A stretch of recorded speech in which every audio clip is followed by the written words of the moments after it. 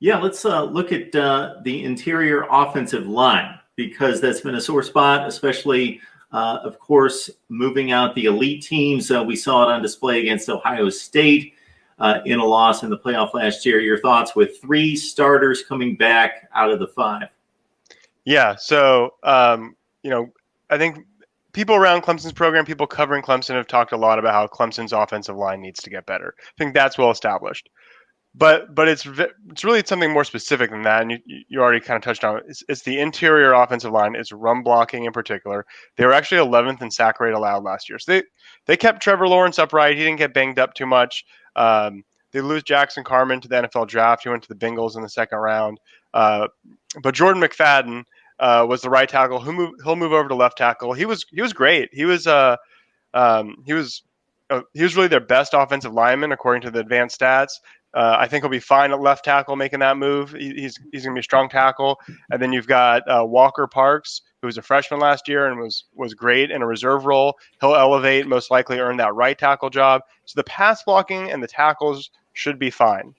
It's the interior offensive line. They really didn't get a big push. They didn't open up the running lanes in the A gap. Really put a lot of pressure on ETN to anytime there's even just the smallest hole to turn something big out of it. That's why you really saw ETN become almost more of a receiver, and he's getting snaps as a receiver in the NFL now. Kind of worked out for his development in some ways, but a lot of it was because the offensive line struggled. They didn't get a big push. They were for as good as they were in pass blocking, they ranked just 51st in line yards, which is just a formula that sort of credits the offensive line for sort of the first couple of yards of a rush. So that's where they got to get more consistent. They lose their starting center, but they bring back both guards, and Hunter Rayburn had a big spring, and folks are really excited about what he could do at center. So this I think, is the most important position, and it's sort of boring to talk about interior offensive linemen, but I think the development of Clemson's interior offensive line, the starters, and more depth will be what determines if they win a championship, or still, even if they don't, still win the ACC most likely.